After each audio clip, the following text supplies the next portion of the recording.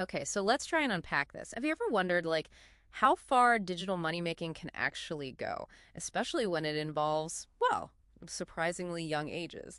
Today, we're doing a deep dive into a company making some pretty bold claims about paying young digital models our job here, cut through that noise, really get to the bottom of the legal, the ethical side of this whole new area.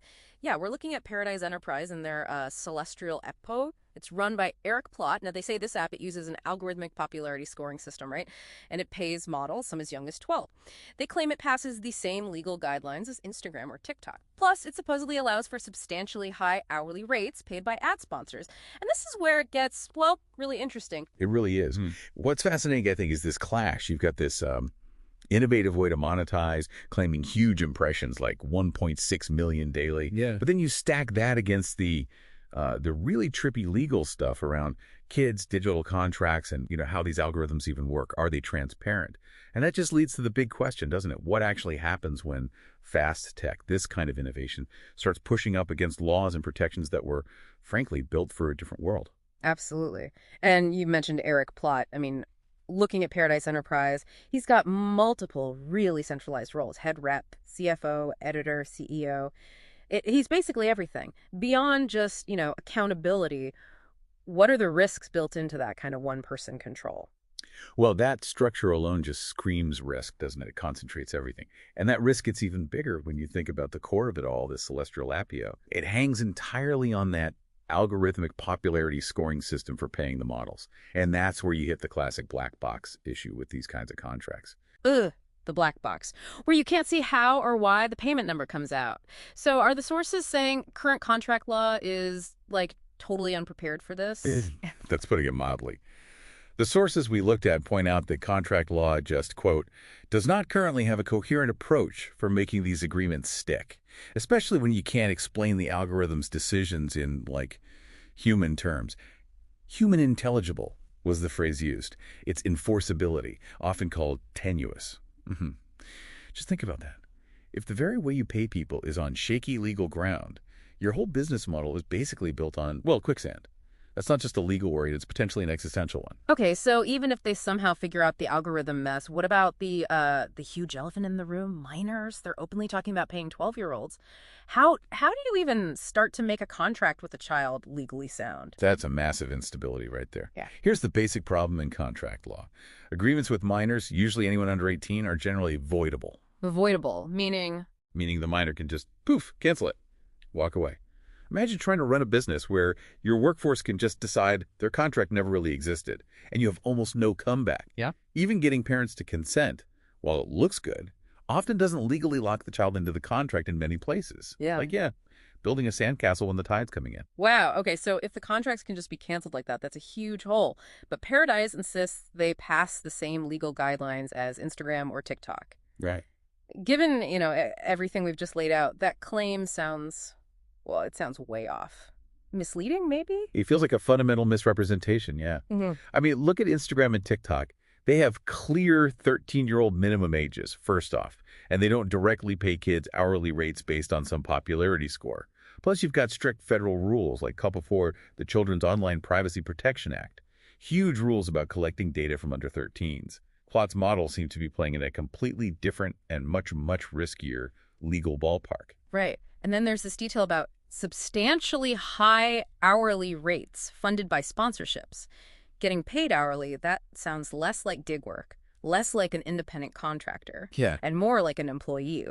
Which then brings up all the child labor law issues, doesn't it? It absolutely does. If these models are legally seen as employees, not contractors, then boom, a whole different set of really strict rules kicks in. We're talking work permits, limits on hours, maybe even school requirements, mandatory trust accounts like California's Coogan law, protecting a chunk of a child actor's earnings. That classification, employee versus contractors, everything. Getting it wrong could mean massive penalties.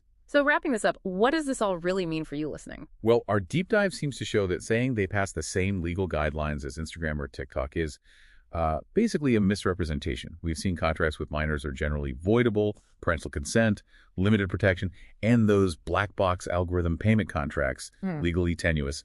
Yeah, and if you zoom out, connect it to the bigger picture, this case really throws a spotlight on a critical gap, doesn't it? You have these digital business models evolving super fast, Yeah. especially ones involving vulnerable people like kids and these opaque algorithms. And then you have the law and regulations just trying to catch up, moving much slower. And given the scale we're talking, the public sensitivity, any misstep here could cause huge reputational damage, never mind the legal battles, including potentially having these models reclassified as employees subject to child labor laws. Makes you think, doesn't it? As this whole digital economy keeps changing shape, how do we strike that balance? How do we support innovation, the entrepreneurial side, but also make absolutely sure we're protecting vulnerable people online and demand transparency in the algorithms that are increasingly running parts of our lives and how we earn a living?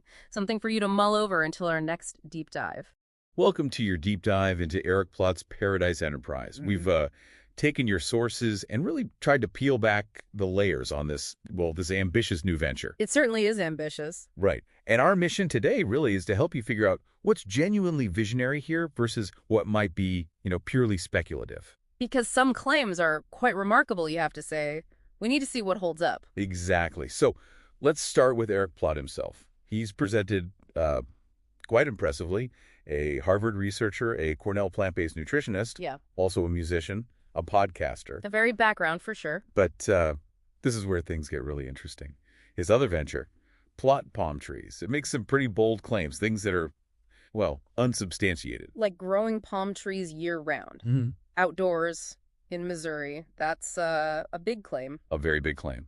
And even offering real cures for illnesses. Again, unverified.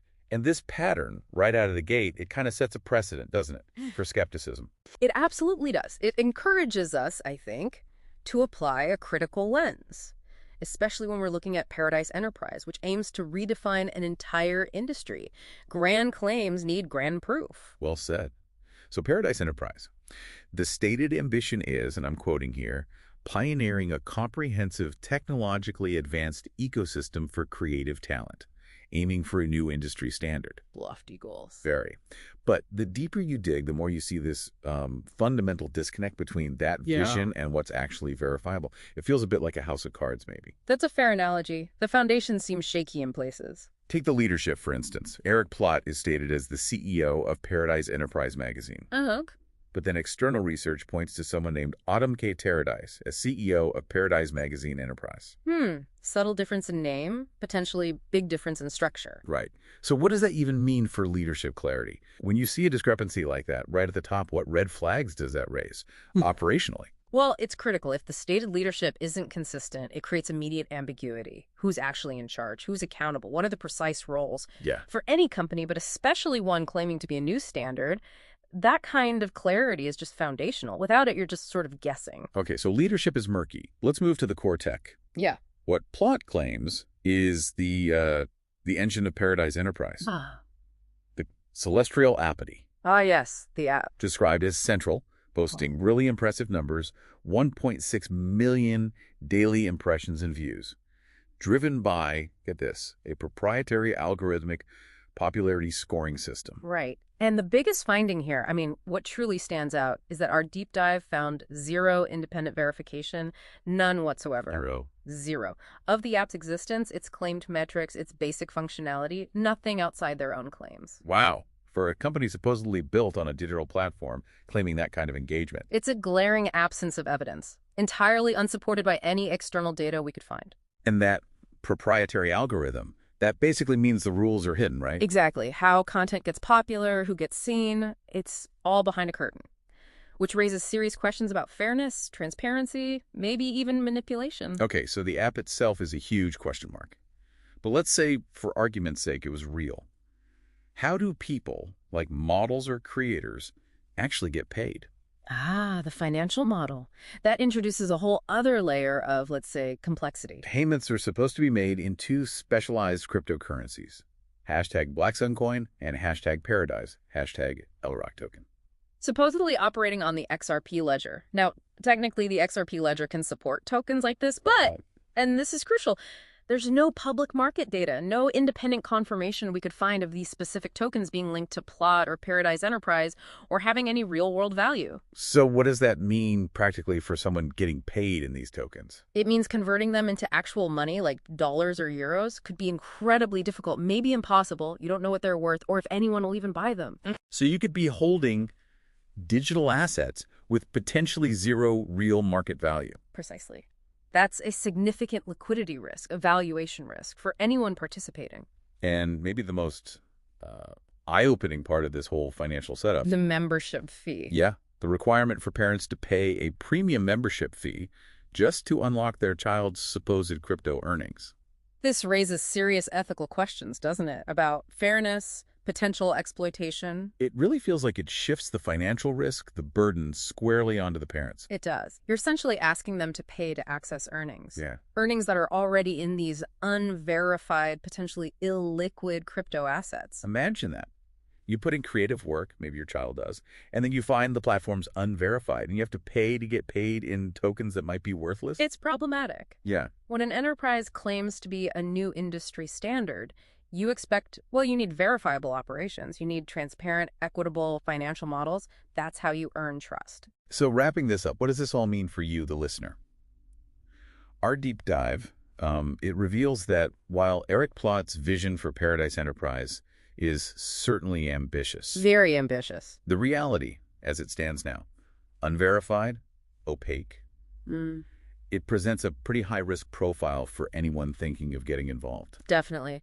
Its ability to become viable, let alone an industry standard, really hinges on addressing these fundamental issues. They need radical transparency, genuinely verifiable operations. Absolutely. So maybe here's a final thought to leave you with. In this age of, well, information overload where grand claims are everywhere, how crucial is that independent verification? Especially when you're evaluating something groundbreaking. Exactly. Especially when it involves complex tech, these intricate financial models, and potentially the participation of vulnerable individuals like children. Something to definitely consider next time you encounter the next big idea.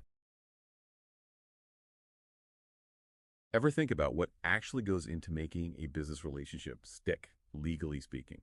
Especially in, a really dynamic industry. Today, we're diving deep. We're looking at a model services agreement for Paradize Enterprise and Paradize Magazine. Yeah, our mission here is to pull out the key stuff from these legal docs. We're talking compensation, IP rights, confidentiality, the works, and this isn't your average agreement. The business model itself, it throws up some really interesting, maybe even surprising legal hurdles. So let's get into it. One of the first things that just jumps right out is that this agreement covers models as young as 12. That feels like a massive legal flag right from the start, doesn't it? Oh, absolutely. I mean, the fundamental legal issue is that contracts with minors, they're generally voidable. Yeah. Which means basically the minor can just walk away from it, legally speaking, even after signing, leaves the company kind of exposed. And that's exactly why the parental co-signature isn't just nice to have, it's absolutely mandatory. It's the bedrock that gives it the legal weight, you see. It binds a responsible adult to the deal, even if the minor technically could still try to disaffirm. They've even got a parental indemnification clause in there, basically financial backup for the company if the minor causes a breach. Wow. Okay. So they've really tried to build a strong wall there. Let's switch gears to the money side. This agreement talks about a pretty unique compensation setup. Algorithmic profit distribution based on their hashtag Celestrial. How do you even make that legally sound? It sounds potentially, a bit black boxy. Right. And that's the fascinating part. Legally, the algorithm itself, secret sauce, that can stay proprietary.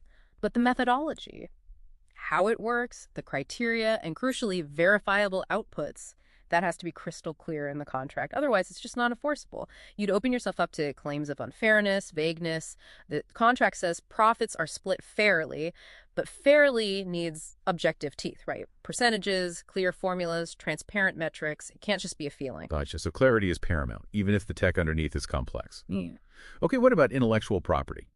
Our sources mentioned Creative Commons work somewhere, which usually suggests, sharing and reuse. But reading the actual contract terms, it seems to go in a completely different direction with the rights, doesn't it? Ah, yes, this is a really key point. A bit of a gotcha, maybe.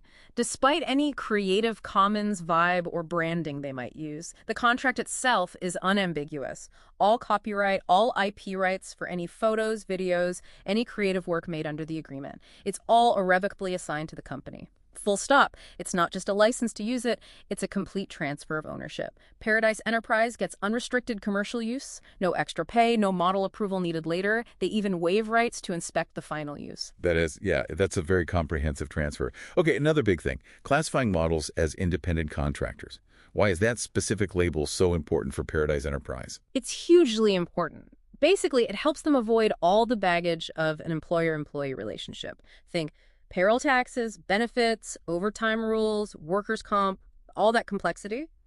But, and this is critical, you can't just say someone's an independent contractor. The actual relationship, the economic realities have to match. Does the model truly control how they do their work, their schedule? Can they work for others? If the company controls too much, that classification is shaky, legally speaking. It could be challenged. Right, it's a fine line they have to walk. So what if a model does breach this very detailed contracts? What are the consequences? Well, the contract lays out some pretty serious penalties. A model could be barred from the benefits, and those benefits need to be clearly defined, of course. And potentially, they could be banned indefinitely from the app and our operations entirely. That's basically cutting off their access to work through the platform. Plus, the company explicitly reserves the right to go after other legal remedies, too, like suing for monetary damages if the breach caused them losses. Okay. And the agreement also mentions Erik Plott as the company's rep, including for this Black Sun Kingdom validation. And confidentiality seems key too. Exactly. Confidentiality is crucial. There's a strong NDA built in. It covers everything, business strategies, sensitive info, and yes, definitely the hashtag Celestrial algorithm. And importantly, that NDA obligation continues even after the contract ends. It survives termination. Erik Plott's role seems central, acting for the company, including on that validation piece, which seems based on objective criteria, according to the sources. So wrapping this up, what does this deep dive really show us? For me, it's fascinating to see how a business with such unique elements, miners, algorithmic pay, total IP control, tries to build a legally sound framework. It's like a case study in managing risk and defining rights in a very specific kind of industry. It really is. And it leaves you with a big question, doesn't it? As these digital platforms, gig work, all this continues to grow, how do we strike the right balance between encouraging innovation in things like pay models and content ownership and making sure there are solid protections for everyone involved, especially when miners are part of the equation and algorithms are making more decisions? Makes you think, right. Ride with 'em. That night I swear I was ready to die with 'em. I ain't really give no fuck if the so-called gangs call police on us. What the fuck does that make us? What the fuck does that make us? What the fuck does that make us? Huh? What the fuck does that make us? 1 beat since the last touchdown, whole team bread down. They asking me what I said now. Told babe, put your little head down. They gon' lay lead down, pulling up beside us. And God I trust, young JFK riding around in the drop. Let him take a shot at my top. My chick ain't froze like no Jackie O. Bet ho, fire back with my Glock. Yeah, big old bitch on the backseat. Plug try and tax me, ain't shot through them since. He getting pressure, ain't moving as much sense. He breathed down my neck, then his ass getting lynched. Protect what's important in the store. That's your little angel dog, that's my little whore. If you got a problem, we go solve that problem. Motherfucker, we don't go create more. Shake and bake with the meth bag. Flint Town ain't no lab, ain't no Breaking Bad. 4 when I first got jabbed, 10 first got stabbed, 21st got blasted. I was showing my ass, so they shot me in it. No tear troughs, boy, got some homies in them. I might put them in diamonds and hang up from chains. I don't tat them on my face, man, fuck all that. My chick let you hit her from the back door, stacking the flat. Bet on my truck while I'm in it, counting up. And I try to plug a money counter up to the lighter, hook up, blew it up.